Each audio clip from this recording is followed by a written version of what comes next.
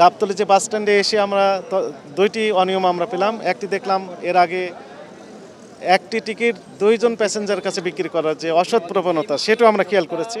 জাতীয় ভোক্তা অধিকার সনক নদী দপ্তরের মহাপরিচালক মহোদয়ের নির্দেশনায় দেশব্যাপী একযোগে এই ঈদকে কেন্দ্র করে ঘরমুখী মানুষ যেন স্বাচ্ছন্দ্যে, নিরাপদে এবং সরকার কর্তৃক নির্ধারিত যে ভাড়া রয়েছে সেই ভাড়ায় পরিবহনে যাতায়াত করতে পারে, বাসে, রেলওয়ে, লঞ্চে।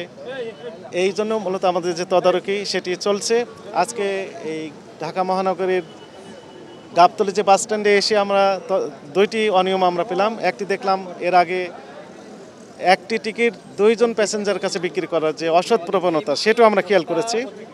সেই প্রতিষ্ঠানকে আইনের আওতায় নিয়ে আসা হয়েছে। আর এইখানে আমাদের কাছে অভিযোগ ছিল যে সেলফি নামের যে পরিবহন, তারা বিআরটিএ কর্তৃক নির্ধারিত যে ভাড়া ঢাকা টু পাটুরিয়া ঘাট 188 টাকা 60 পয়সা, কিন্তু এখানে নেওয়া হচ্ছে 250 টাকা, অর্থাৎ অতিরিক্ত ভাড়া নেওয়ার যে প্রবণতা সেটি আমরা খেয়াল করেছি। তো ইনি এই মালিক কর্তৃপক্ষ বলছেন যে আর কোনোদিন এটি করবেন না, এই সতর্কতামূলক 2000 টাকা জরিমানা আরোপ করা হয়েছে। জনস্বার্থে আমাদের এই ধরনের অভিযান অব্যাহত থাকবে। একই সাথে হয়তো আমাদের উপস্থিতি সবগুলো কাউন্টারে আমরা নাও থাকতে পারি, কিন্তু সম্মানিত প্যাসেঞ্জারদের প্রতি আমাদের আহ্বান থাকবে যে আমাদের একটা হটলাইন নাম্বার রয়েছে 16121 এবং একটি সফটওয়্যার রয়েছে www.dncrp.com। এই সফটওয়্যারে গিয়ে আপনি স্মার্টফোনের সাহায্যে বাসায় বসে থেকে অথবা বাসে বসে থেকে আপনি অভিযোগ দায়ের করতে পারবেন। অর্থাৎ ভাড়া যদি বেশি নেওয়া হয় সেক্ষেত্রে সঙ্গে সঙ্গে আমাদের কাছে অভিযোগ দায়ের করলে ঈদের পরে আমরা প্রতিকার দিতে পারবো।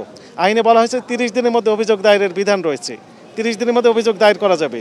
তো ফলে যদি কোনো কাউন্টার, কোনো পরিবহন বিআরটিএ কর্তৃক নির্ধারিত ভাড়ার চেয়ে অতিরিক্ত ভাড়া নিয়ে থাকে, আপনি দিয়ে দিবেন, কিন্তু প্রমাণক সাথে রাখবেন। প্রমাণক সাথে রেখে আপনি একটা অভিযোগ দায়ের করবেন, আপনি প্রতিকার পাবেন।